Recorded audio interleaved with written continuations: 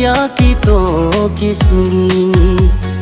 or bapiyong bapiye jangan Pinba shida hangapilakle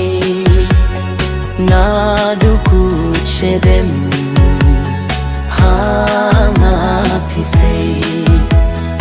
nadukut shadem hangapisei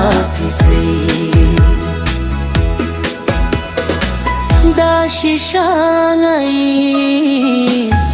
namkwahban syukur haba pipim kwa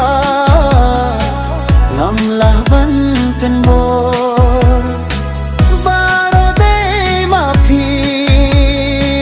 bayang apim kwa pikloi ban kirngawo pidang kenmau yakito kisni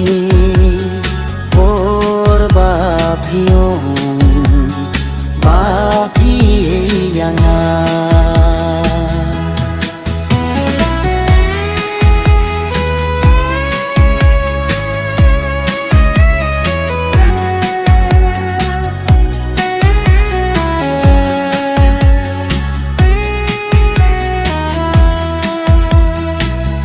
ban ken mau ru pim kwa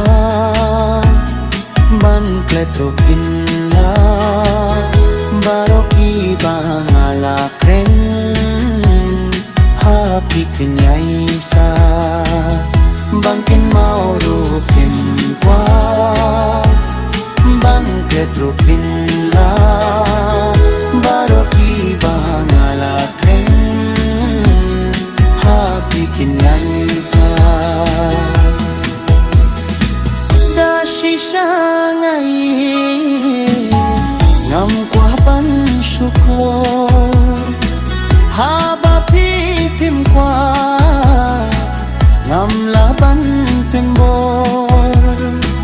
baro dei napi bayang apim kwa pikleru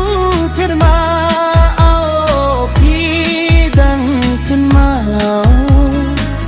yakito kisni or bapiyong bapiye jangan Pinba shida hangapilakle nadukut shedem